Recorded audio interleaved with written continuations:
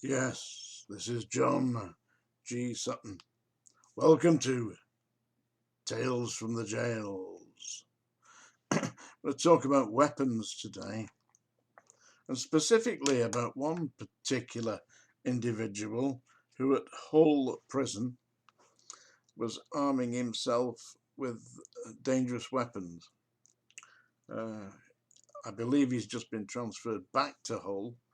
His name is Abbey, and he's been posting stuff on Facebook. Now, how prisoners can do that when they're in prison, beyond me, because there was no computers when I was there. We had things like this. A pen. Yeah.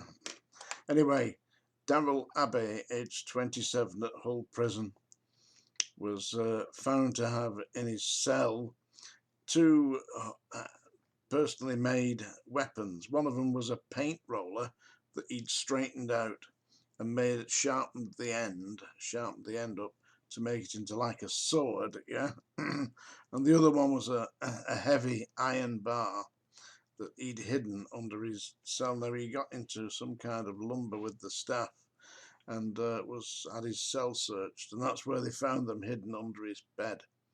I mean, my experience of searching cells is you've got a rough idea that there's something in there. They do routine searches, of course, but if you get the tip off, usually it's a letter in the box. You know, they have a box near the... Seriously, inmates put letters in there, grassing each other up. You'd be surprised, yeah.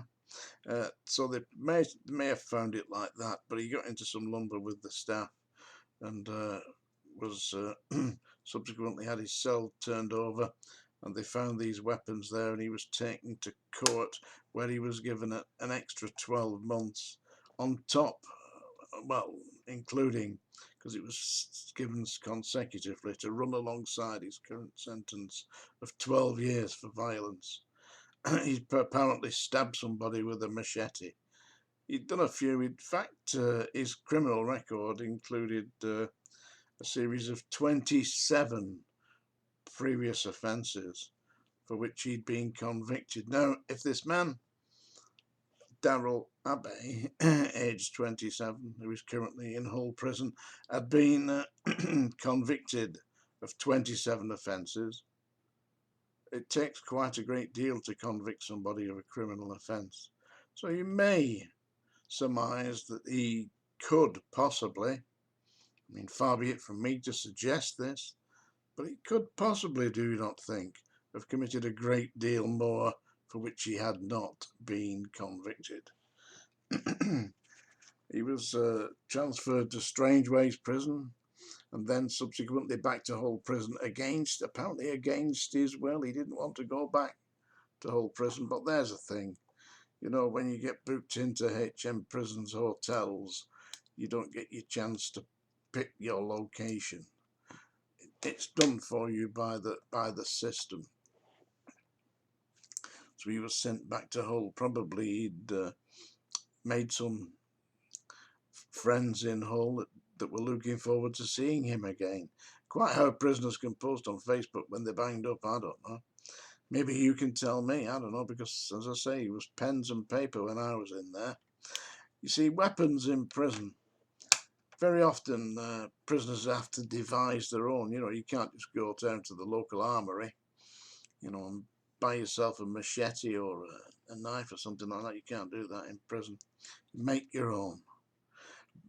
A popular one was a couple of tins of Spam in a sock, yeah? So they knot it up like that and whack at the side of the head. I should imagine that would do the damage, that would do the trick, yeah?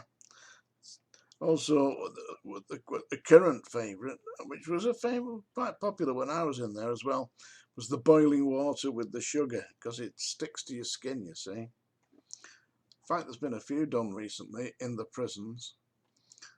I don't know how they get the kettles. Do they allow them kettles in the cells these days? Imagine that.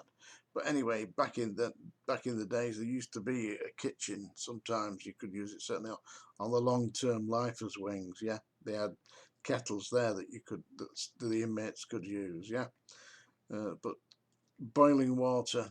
That's what happened to Ian Brady. Held him down in the recess and boiling water. He didn't like it, you know. Wasn't popular with Ian Brady, that. Yeah. The other thing is where they make a shiv. That's what they do is they get a razor blade. Back in my day, they issued proper razor blades, you know, like the old-fashioned ones. Yeah, but nowadays I believe they use these Bics, or put plastic Bic razors, disposable razors. Absolutely useless. I've tried them, they just don't work. My beard eats Bic razors. There's probably one in here actually somewhere. Anyway, seriously, they break the Bic razors open, take the blade out and fasten it in to a toothbrush, you know, the actual stem, the handle of a toothbrush, and create a weapon that they call that a shiv, yeah? And I've seen people slice with these things. They make a mess. They're not very deep, you know, probably about a quarter of an inch. Certainly enough to make a mess of you. It gets you in the jugular. That'll definitely do the trick. So various weapons like that inmates do create for themselves in prison. Of course, quite a bit of strangulation going on, where they get strips of the bedding, put them together into make like a homemade rope, you know, plait it together. They're like the Stranglers of Bombay. Flip it over the inmate's neck. You're behind them, of course. This is not a tutorial on how to murder your cellmate, by the way. Just a story of what happens in prison. So they make themselves a rope, garrote them. Yeah, I believe it works. Yeah, I've seen one or two inmates that have been strangulated. I've seen a number that try to hang themselves, you know.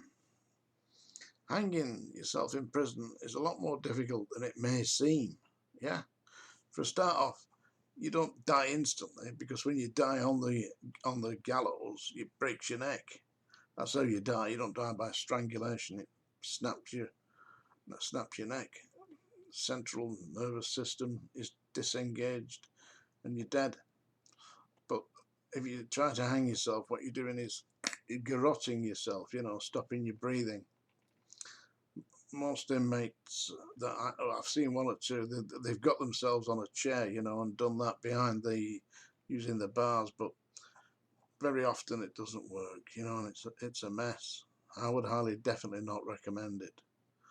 Anyway, as I say, this started off by a story about weapons in jail and inmates arming themselves up.